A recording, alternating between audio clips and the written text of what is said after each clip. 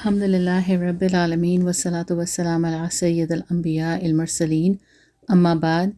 فاعوذ باللہ من الشیطان الرجیم بسم اللہ الرحمن الرحیم رب یسر ولا تعسر وتمم بالخیر وبک نستعین یا فتاح یا فتاح یا فتاح آمین یا رب العالمین۔ سورہ بقرہ کا ترجمہ اور تفسیر کا سلسلہ جاری ہے اور ہم نے الحمدللہ 15 آیتیں مکمل کر لی ہیں، اور ان 15 آیات میں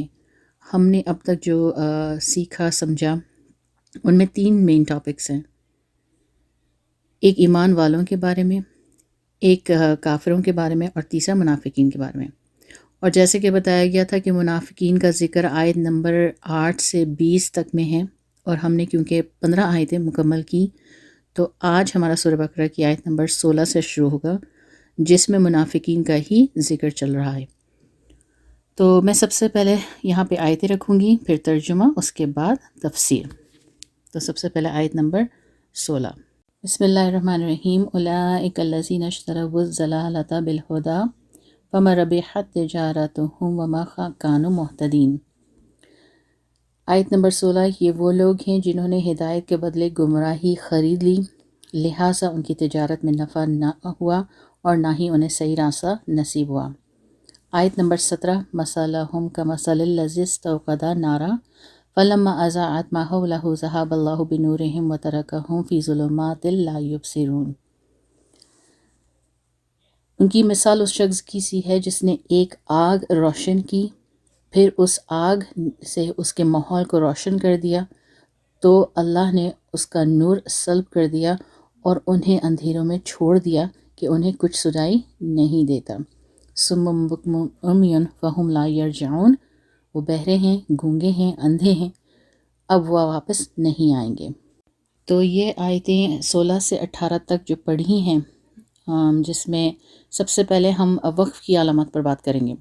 ترجمہ اور تفسیر کرنے سے پہلے، ترجمہ تو میں نے رکھ دیا ہے لیکن پھر بھی تفسیر کرنے سے پہلے وقف کی علامت کے بارے میں ہم تھوڑا سا دیکھیں گے۔ آیت نمبر 16 میں آتا ہے کہ اولئک الذین اشتروا الضلالۃ بالہدی، اس کے بعد ایک سواد نظر آ رہا ہے۔ اس سواد سے کیا مطلب ہے؟ یہاں اس کا مطلب ہے کہ ملا کر پڑھنا چاہیے، کیونکہ یہاں پہ بات پوری ہو چکی، مکمل ہو گئی ہے، تو لہٰذا یہاں پر اس کو ملاتے ہوئے پڑھنا ہے۔ لیکن مسئلہ یہاں پر یہ کہ یہ آیت لمبی ہے، اکثر لوگوں کا سانس ٹوٹنے کا ڈر ہوتا ہے۔ یعنی اولئک الذین اشتروا الضلالۃ بالہدی فما ربحت تجارتہم وما کانوا مہتدین۔ اگر اس طریقے سے ایک سانس میں پڑھا جائے تو ٹھیک، سانس اگر ٹوٹنے کا ڈر ہے تو بالہدی پر وقف کر کے پھر اس کو آگے پڑھا جا سکتا ہے۔ تو یہ ہے سواد کے بارے میں۔ اس کے بعد آیت نمبر 17 میں آ رہا ہے جیم۔ اگر جیم کی نشانی دیکھیں کہ مثلہم کمثل الذی استوقد نارا، نارا کے بعد جیم چھوٹا سا نظر آ رہا ہے، تو یہ جیم کا مطلب ہوتا ہے وقف جائز، اور اس کا مطلب یہ ہے کہ یہاں وقف کرنا جائز ہے۔ اس کے بعد ایک اور جگہ آتا ہے لام الف، صم بکم عمی فہم لا یرجعون، یہاں ایک لا نظر آ رہا ہے۔ لام الف، لا کا مطلب ہوتا ہے نہیں، یعنی یہاں نہ ٹھہرو۔ اب اس میں 2 باتیں سمجھنے کی ہیں، وہ 2 باتیں کیا ہیں؟ ایک لام الف آتا ہے گول دائرے کے اوپر، اس گول دائرے کا مطلب یہ ہوتا ہے کہ وہ آیت کی نشانی ہے۔ تو اگر یہ گول آیت کا مطلب ہی یہیں پر ہے کہ ٹھہرنا ہے، لیکن اگر گول آیت کے اوپر آ جائے تو یہاں پر تو ٹھہرنا ہے، لیکن اگر یہ گول آیت پر نہیں آئے، اور جس طرح وہ سواد اور جیم جہاں پر آئے نا آیتوں کے درمیان میں، اور بغیر گول دائرے کے اگر آ جائے تو پھر وہاں پر نہیں رکنا چاہیے، بلکہ اس کو پڑھتے ہوئے چلے جائیں۔ ہاں، اگر پھر وہاں پر سانس ٹوٹنے کا ڈر ہو تو وہاں رک کر سانس لیں، سانس لے کر پھر لفظ کو دوبارہ پڑھ کر آگے نکل جائیں۔ تو بہرحال یہ وقف کی علامتیں تھیں جو کہ آیت نمبر 16 سے 18 تک آئیں۔ اب ترجمہ کیونکہ میں رکھ چکی ہوں، تو اب یہاں پر اس کی تفسیر کے بارے میں۔ تو یہاں پر منافقین کا ذکر کیا جا رہا ہے، اور جو فرمایا ہے اولئک الذین اشتروا الضلالۃ بالہدی، کہ یہی وہ لوگ ہیں جنہوں نے ہدایت کے بدلے گمراہی خرید لی۔ تو ہدایت کی جگہ گمراہی خرید لی، اس سے کیا مراد ہے؟ جیسے کہ پچھلے آیتوں میں بتایا گیا تھا کہ اللہ رب العزت نے ہر شخص کو، ہر انسان کو ایمان کی فطرت پر پیدا فرمایا، پھر عقل اور ہوش بھی دیا، انبیاء کرام کو مبعوث فرمایا، کتابیں نازل فرمائی۔ اس سب کے باوجود اگر کوئی شخص ہدایت کو اختیار نہ کرے، گمراہی کو اختیار کرے، تو یہ ہدایت کے بدلے میں گمراہی خریدنے والا بن گیا۔ اپنی عقل اور بصیرت کے ذریعے ہدایت پر چل سکتا تھا لیکن ضائع کر دیا، گمراہی اختیار کر لی۔ تو ایسے لوگوں کی یہ تجارت فائدہ مند نہ ہوئی، بلکہ سراسر یہ تو نقصان ہے اور خسارے کا باعث ہے۔ یہ دنیا جو ہے یہ بڑی حقیر سی ہے، لیکن دنیا کی عیش خرید لی، ہدایت سے منہ موڑ لیا، آخرت کی بربادی کو خریدا، تو ایسی تجارت میں نفع کہاں؟ فائدے کو نقصان سمجھنا بہت بڑی حماقت ہے، خود فریبی ہے۔ اور پھر انہی آیتوں میں آگے فرمایا جا رہا ہے کہ ان کی مثال اس شخص کی سی ہے جس نے ایک آگ روشن کی۔ تو اس آیت میں منافقوں کے بارے میں مثال دی جا رہی ہے کہ منافقوں نے ظاہری طور پر اسلام قبول کر لیا اور ان کے دل میں ایمان نہ تھا، منافق تھے۔ ایسے لوگوں کی مثال ان کی طرح ہے جیسے کوئی شخص اندھیری رات میں آگ جلائے اور روشنی ہو جائے تو وہ روشنی اللہ تعالیٰ ختم فرما دیں اور وہ شخص اندھیرے میں کھڑا رہ جائے، نہ دیکھ سکے نہ سمجھ بوجھ سکے۔ اور وہ منافقوں میں کون کون داخل ہیں؟ منافقوں میں ایک تو وہ داخل ہیں جنہوں نے ایمان کا اظہار کیا اور دل میں کفر رکھا، اور ان میں وہ بھی داخل ہیں منافقوں میں جو مومن ہو کر مرتد ہو گئے، اور وہ بھی داخل ہیں جن کو ایمان کی فطرت عطا فرمائی لیکن پھر بھی فائدہ نہ اٹھا سکے اور گمراہی اختیار کر لی۔ اور جب حق کو سننے، حق کو ماننے، کہنے اور دیکھنے سے محروم ہو گئے تو کان، آنکھ، ناک، زبان سب بیکار ہیں۔ صم بکم عمی، یہ بہرے ہیں، اپنی صلاحیتوں کو کھو دیا ہے، گونگے ہیں، کیونکہ ان کی زبان سے سچ بات نہیں نکلتی سوائے دھوکے اور جھوٹ کے۔ اندھے ہیں، ان کے پاس ظاہری آنکھ تو ہے مگر ان کے دل اندھے۔ یہ لوگ کفر میں، شرک میں اس قدر آگے نکل چکے ہیں، فہم لا یرجعون، کہ اب ان کی نیکی کی طرف واپس پلٹ کر آنا اس کی کوئی امید باقی نہیں رہی۔ اللہ تعالیٰ نے واضح بتا دیا کہ انسان جو دنیا میں رہ کر عمل کرتا ہے، جو زندگی میں کما لیتا ہے، وہی اس کی آخرت میں کام آنے والا ہے۔ پھر بھی اگر غلطی یا کمی رہ جائے انسان سے دنیا میں، تو دنیا میں رہتے ہوئے اس کمی کو اس کو پورا کیا جا سکتا ہے، لیکن آخرت میں پہنچ کر دنیا میں کیے گئے اعمال میں کوئی رد و بدل نہیں کیا جا سکتا ہے۔ سورہ اسراء میں آتا ہے کہ اللہ رب العزت فرماتے ہیں کہ ہر انسان کا اعمال نامہ اس کے گردن میں لٹکا دیا جاتا ہے، اور پھر مرنے کے بعد قیامت کے دن ہم نکال کر سامنے اس کے رکھ دیں گے کہ یہ تیرا نامہ اعمال ہے، اور وہ کھلی آنکھوں سے اس کو دیکھے گا، یعنی کہ اپنے نامہ اعمال کو دیکھ لے گا، لیکن فہم لا یرجعون، لیکن پھر وہ ہدایت کی طرف لوٹ کر نہیں آ سکیں گے، نہ دنیا کی طرف جا سکیں گے، نہ کما سکیں گے۔ یہ ہے منافقوں کا حال۔ تو یہ تھا آیت نمبر 16 سے 18 تک کے بارے میں۔ اب آیت نمبر 19 اور 20، اور یہیں پر ہی پھر 19 اور 20 میں ہی منافقین کا ذکر ختم ہوتا ہے۔ تو آیت نمبر 19 میں بسم اللہ الرحمن الرحیم، او کصیب من السماء فیہ ظلمات ورعد وبرق یجعلون اصابعهم فی اذانہم من السماء صواعق حذر الموت واللہ محیط بالکافرین۔ یا پھر ان منافقین کی مثال ایسی ہے، یہاں پر رب منافقین کی دوسری مثال دی جا رہی ہے کہ ان منافقین کی مثال ایسی ہے جیسے آسمان سے برستی ایک بارش ہو جس میں اندھیریاں ہوں اور گرج بھی ہو اور چمک بھی ہو، اور گڑکوں کی آواز پر موت کے خوف سے وہ اپنی انگلیوں کو اپنے کانوں میں دے لیتے ہیں، اور اللہ نے کافروں کو گھیرے میں لے رکھا ہے۔ آیت نمبر 20، یکاد البرق یخطف ابصارہم کلما اضاء لہم مشوا فیہ واذا اظلم علیہم قاموا ولو شاء اللہ لذہب بسمعہم وابصارہم ان اللہ علی کل شیء قدیر۔ آیت نمبر 20 میں اللہ رب العزت فرماتے ہیں کہ ایسا لگتا ہے کہ بجلی ان کی آنکھوں کو اچک لے جائے گی جب بھی ان کے لیے روشنی کر دی گئی،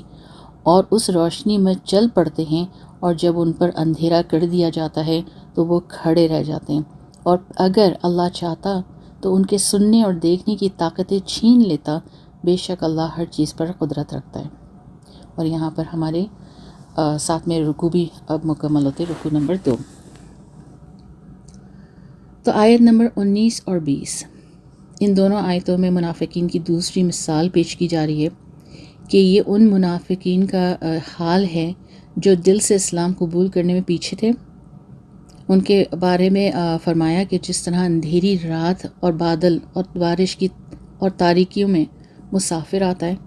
تو بجلی چمکنے لگتی ہے تو وہ چل پڑتا ہے، کیونکہ بجلی کی روشنی سے اس کو راستہ دکھائی دیتا ہے تو وہ چل پڑتا ہے۔ جب اندھیرا ہوتا ہے تو کھڑا رہ جاتا ہے۔ اسی طرح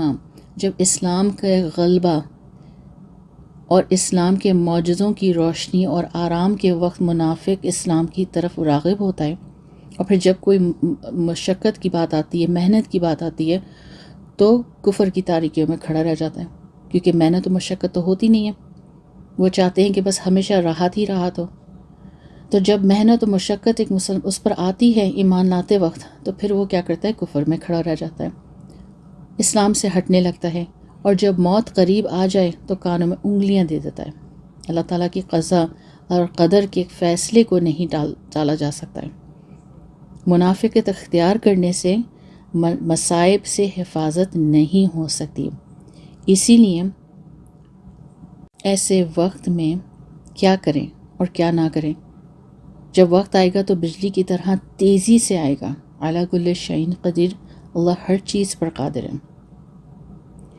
تو یہ تھا آیت نمبر 19 اور 20، اور دوسرا بھی مکمل ہمارا رکوع ہو گیا الحمدللہ، اور ساتھ ہی منافقین کا جو ذکر ہمارا چل رہا تھا وہ بھی ہمارا مکمل ہو گیا۔ اب اللہ کے کلام کی خوبصورتی دیکھیں، چھوٹا سا میں یہاں پر بات رکھوں گی کہ اللہ کے کلام کی خوبصورتی یہ ہے کہ سب سے پہلے اگر دیکھیں سورہ بقرہ میں تو انہوں نے ایمان والوں کے بارے میں ارشاد فرمایا، پھر کافروں کے بارے میں فرمایا، یعنی کہ سٹیپ بائی سٹیپ سب لے کے آئے، پہلے ایمان والے، پھر کافر، پھر منافقین کے بارے میں پورا انٹروڈکشن دے دیا کہ ایمان والے کیسے ہوتے ہیں، کافر کیسے ہوتے ہیں، منافقین کیسے ہوتے ہیں۔ پھر اس کے بعد اللہ رب العزت اب انٹروڈکشنز کے بعد اب اللہ رب العزت تمام انسانوں سے خطاب فرما رہے ہیں، اور کیا خطاب فرما رہے ہیں؟ آیت نمبر 21، یا ایھا الناس اعبدوا ربکم الذی خلقکم والذین من قبلکم لعلکم تتقون۔ اے لوگوں، اپنے اس پروردگار کی عبادت کرو جس نے تمہیں اور ان لوگوں کو پیدا کیا جو تم سے پہلے گزرے ہیں، تاکہ تم متقی بن جاؤ، تم تقوی اختیار کرو۔ تو یہاں اللہ رب العزت تمام انسانوں سے مخاطب ہیں، یا ایھا الناس، اور خطاب فرماتے ہوئے فرما رہے ہیں توحید کی دعوت دی جا رہی ہے، اور فرمایا کہ تم اپنے رب کی عبادت کرو جو تمہاری پرورش فرماتا ہے، اور یہی نہیں کہ صرف پرورش فرماتا ہے بلکہ اس نے تم کو وجود بخشا، یعنی زندگی دی، اور زندہ رہنے کے اس تمام اسباب دیے، وہ بھی اس نے پیدا فرمایا تمہارے لیے، اور پھر فرمایا کہ جب اسی ذات پاک کی عبادت کرو، اس میں لگے رہو تو تم کو تقوی حاصل ہوگا۔ اور تقوی کس کو کہتے ہیں؟ تقوی کہتے ہیں بچنے کو، پرہیزگاری کو، اور اسی کے بہت سے درجے ہیں۔ اور آگے آیت نمبر 22 میں اللہ رب العزت فرماتے ہیں، الذی جعل لکم الارض فراشا والسماء بناء وانزل من السماء ماء فاخرج به من الثمرات رزقا لکم فلا تجعلوا للہ اندادا وانتم تعلمون۔ اللہ رب العزت فرماتے ہیں کہ وہ پروردگار جس نے تمہارے لیے زمین کو بچھونا بنایا، آسمان کو چھت، آسمان سے پانی برسایا، پھر اس کے ذریعے تمہارے رزق کے طور پر پھل نکالے، لہٰذا اللہ کے ساتھ شریک نہ ٹھہراؤ جبکہ تم جانتے ہو۔ اب یہاں پر عبادت اور توحید کے بعد اللہ رب العزت اس آیت میں اپنی نعمتوں کو بیان فرما رہے ہیں کہ انسان کو پیدا فرمایا، آسمان زمین کو پیدا فرمایا، پھر آسمان اور زمین سے مخلوق کو رزق مہیا کیا،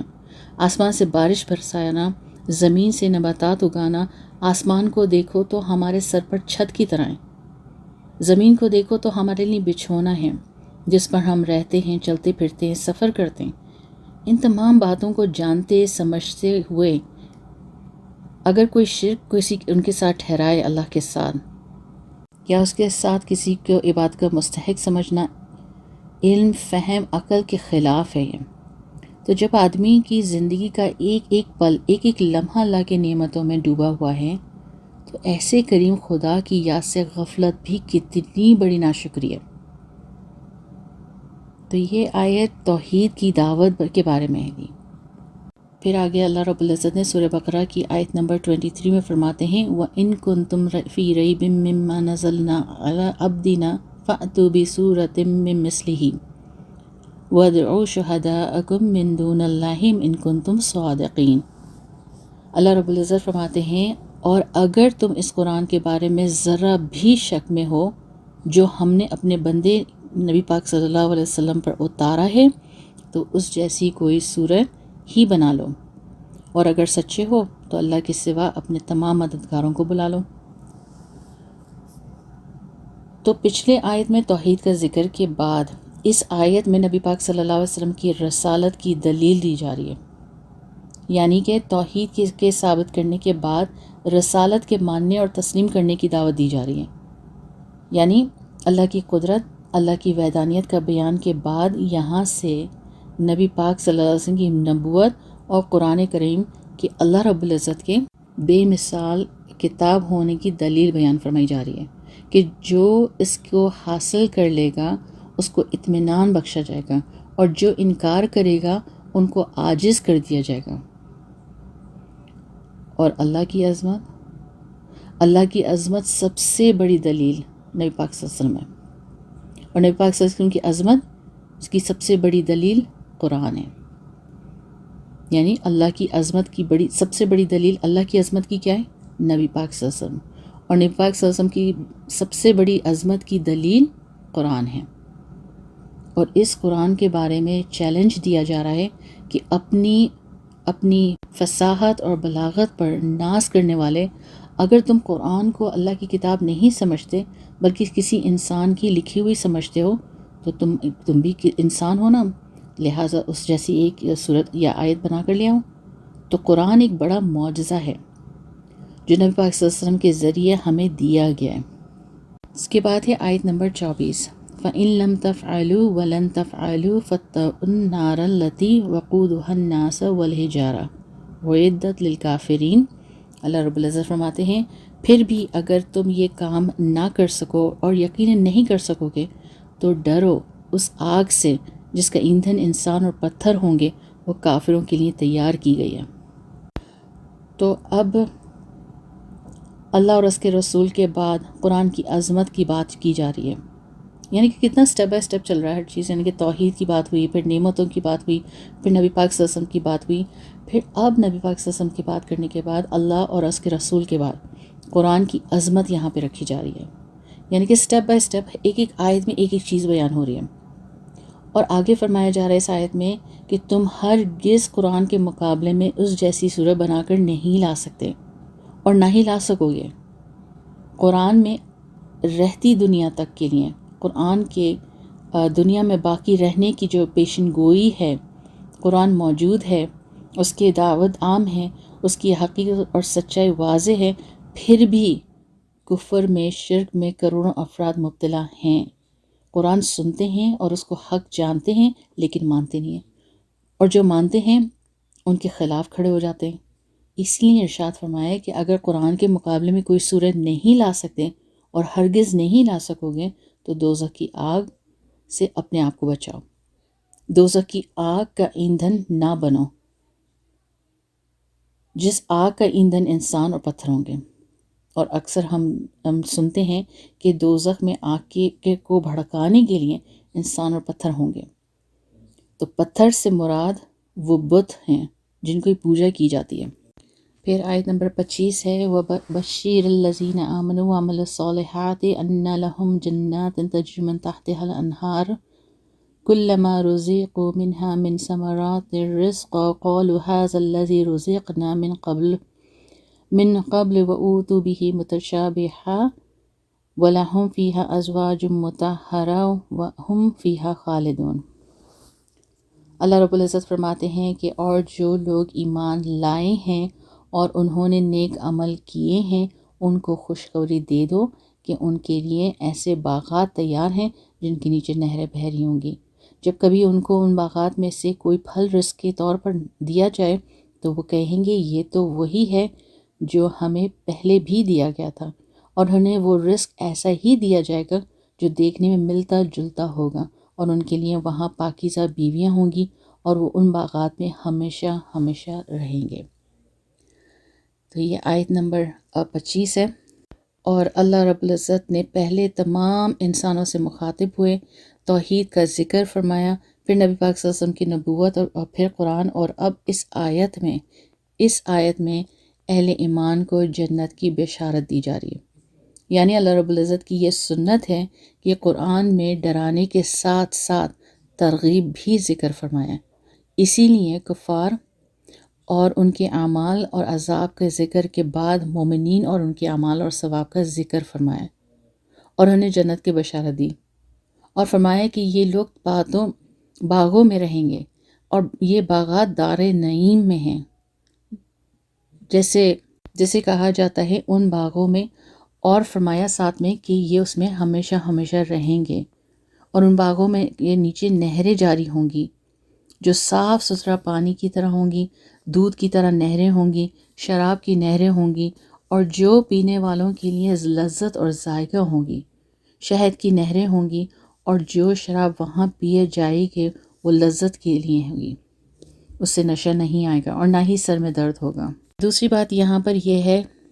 کہ ان باغوں کے درختوں میں جو پھل ہوں گے، یا کیونکہ پھل کا ذکر کیا گیا ہے تو جو پھل ہوں گے وہاں پہ ان کو وہ کھانے کے لیے پیش کیے جائیں گے، اور جب کبھی ان کو پھل لایا جائے گا ان کے سامنے تو وہ دیکھ کے کہیں گے یہ تو ویسے ہی تھے جیسے پہلے ہمیں مل چکے ہیں، اس کی شکل تو ویسی ہی ہے لیکن لذت میں بالکل وہ الگ ہوں گے۔ تو دوسری بات یہ۔ تیسری بات یہ ہے کہ ان لوگوں کے لیے بیویاں ہوں گی جو پاکیزہ ہوں گی، اور حضرت ابن عباس رضی اللہ تعالیٰ سے روایت ہے کہ وہ بیویاں حیض سے، قضاء حاجت سے، تھوک سے، بلغم سے، ہر چیز سے پاک اور صاف ہوگی، اور اولاد بھی نہیں ہوگی، ان کا ظاہر اور باطن ہر طرح سے وہ عمدہ ہوں گی، ان بیویوں کا حسن اور جمال بہترین ہوگا، سفید اور بڑی بڑی آنکھوں والی ہوں گی۔ تو یہ سب جنت کے بارے میں فرمایا گیا ہے کہ ایسی جنت میں ہم فیہا خالدون، یعنی اہل ایمان والے، اہل جنت والے ہمیشہ ہمیشہ ان باغات میں رہیں گے، نہ وہاں سے نکلیں گے، نہ نکالے جائیں گے، اور نہ ہی نکلنا چاہیں گے۔ اور مسلم کی روایت ہے کہ نبی پاک صلی اللہ علیہ وسلم نے ارشاد فرمایا کہ اہل جنت کو خوشخبری بتانے کے لیے ایک آواز دی جائے گی کہ تمہارے لیے بات طے کر دی گئی ہے کہ تم وہاں تندرست رہو گے، کبھی بھی بیمار نہیں ہوگے، اور یہ کہ زندہ رہو گے، کبھی بھی تم کو موت نہیں آئے گی، جوان رہو گے، کبھی بوڑھے نہیں ہوگے، اور ہر لمحے نعمتوں میں رہو گے، تم کو کبھی محتاجگی نہیں ہوگی۔ یہ مسلم کی روایت ہے۔ کیونکہ دنیا میں بھی نعمتیں ملتی ہیں لیکن خوشی کے ساتھ پھر غم ملتا ہے، رنج ملتا ہے، تندرستی کے ساتھ بیماری بھی ہے یہاں پر دنیا میں، پھولوں کے ساتھ کانٹے بھی ہیں، مال اور عہدوں کے ساتھ ساتھ حسد بھی ہے، دشمنی بھی ہے، اور سب سے بڑی بات وہ یہ کہ سب نعمتیں فانی ہیں، ختم ہو جانے والی ہیں یہاں پر دنیا میں، لیکن آخرت کی نعمتیں ابدی ہیں، ہمیشہ رہنے والی، اور زندگی میں وہاں دائمی ہیں، ہمیشہ کے لیے ختم کبھی نہیں ہونے والی، ہمیشہ رہنے والی۔ تو یہ ہے آیت نمبر 25 کے بارے میں بتایا، جس میں اللہ رب العزت نے فرمایا کہ وہ لوگ جو ایمان لائیں اور انہوں نے نیک عمل کیے ہیں ان کو خوشخبری دے دو کہ ان کے لیے باغات تیار کیے گئے ہیں جن کے نیچے نہریں بہہ رہی ہوں گی۔ جب کبھی ان کو باغات میں سے کوئی پھل دیا جائے گا تو وہ کہیں گے کہ یہ تو ہمیں پہلے بھی ملا تھا، لیکن اس کی لذت الگ ہوگی۔ اس کے بعد آج کا جو آخری ہم آیت رکھیں گے وہ ہے 26 سورہ بقرہ کی۔ تو آیت نمبر 26 ہے، بسم اللہ الرحمن الرحیم، ان اللہ لا یستحی ان یضرب مثلا ما بعوضۃ فما فوقها فَأَمَّا الَّذِينَ آمَنُوا فَيَعْلَمُونَ أَنَّهُ الْحَقُّ مِنْ رَبِّهِمْ وَأَمَّا الَّذِينَ كَفَرُوا فَيَقُولُونَ مَاذَا أَرَادَ اللَّهُ بِهَذَا مَثَلًا يُضِلُّ بِهِ كَثِيرًا وَيَهْدِي بِهِ كَثِيرًا وَمَا يُضِلُّ بِهِ إِلَّا الْفَاسِقِينَ۔ اللہ رب العزت فرماتے ہیں یہاں پر کہ بے شک اللہ اس بات سے نہیں شرماتا کہ وہ کسی بات کو واضح کرنے کے لیے کوئی بھی مثال دے۔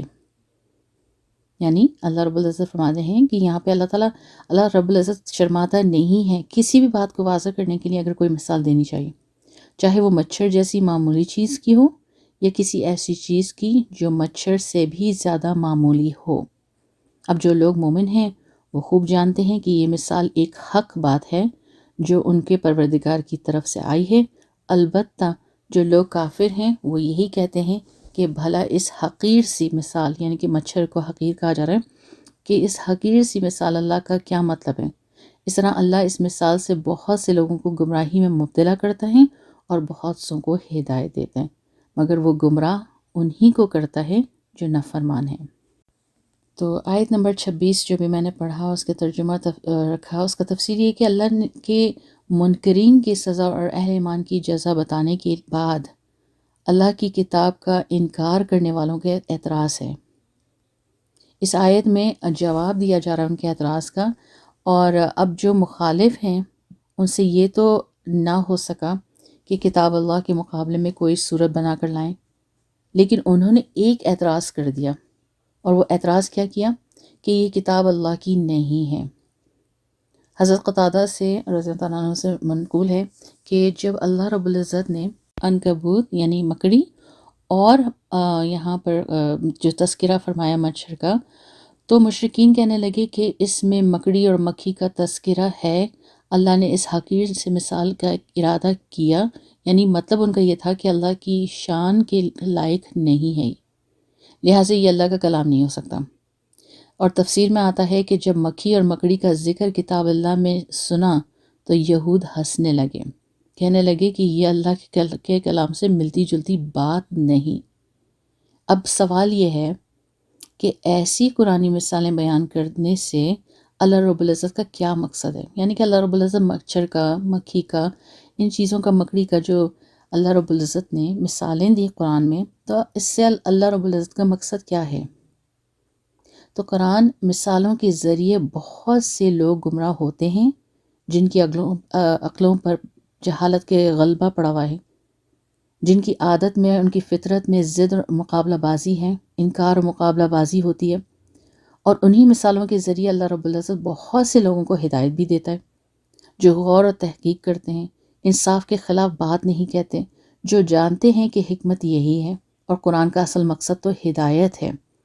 لیکن چونکہ بہت سے لوگ اپنی کم فہمی، کم عقلی کی وجہ سے قرآن کو سن کر گمراہ بھی ہو جاتے ہیں۔ اور آخر میں جو فرمایا ہے کہ وَمَا يُضِلُّ بِهِ إِلَّا الْفَاسِقِينَ، اور وہ اس کے ذریعے نافرمانوں ہی کو گمراہ کرتا ہے۔ تو شریعت میں فاسق اس نافرمان کو کہتے ہیں جو کبیرہ گناہ کرے۔ فسق کے درجے 3 درجے، فاسق یعنی کہ فسق کرنے کے 3 درجے۔ سب سے پہلے درجہ کیا ہے؟ یعنی وہ آدمی اتفاق سے کسی کبیرہ گناہ کا مرتکب ہو جائے اور اس کو برابر برا بھی سمجھے، معافی چاہتی ہوں، کہ یعنی کہ کوئی آدمی اتفاق سے اس سے نہ کبیرہ گناہ ہو گیا ہو، اور کبیرہ گناہ کرنے کے بعد اس کو پھر یہ احساس ہو جائے کہ یہ میں نے برا کیا ہے، تو یہ تو ایک وہ ہوتا ہے جو کبیرہ گناہ کا عادی ہو گیا ہو اور اس سے بچنے کی پرواہ بھی نہیں کرتا۔ تیسرا یہ ہے کہ حرام کو اچھا سمجھے، جان بوجھ کر حرام کام کرے اور اس درجے تک لوگوں کو بھی پہنچا دے جانے کہ اس لوگوں کو ایمان سے بھی محروم کر دے۔ تو پہلے جو 2 درجے والے مومن مسلمان ہیں، جب تک کہ کفر اور شرک نہ کریں تو ٹھیک ہے، ورنہ ایمان سے خارج ہیں۔ تو بہرحال یہاں پہ میں نے فاسق کے بارے میں کیا، اور آگے بھی ہمارے انشاءاللہ ہم آگے جو آیتیں کریں گے اگلے ہفتے، تو اس میں بھی تھوڑا سا فاسق کا ذکر ہوگا۔ اللہ پاک ہم سب کے ایمان کی حفاظت فرما، قرآن و سنت پر چلنے کی توفیق نصیب فرما۔ بارک اللہ لی ولکم فی القرآن العظیم، آمین یا رب العالمین۔ سبحان ربک رب العزت عما یصفون وسلام علی المرسلین الحمد للہ رب العالمین.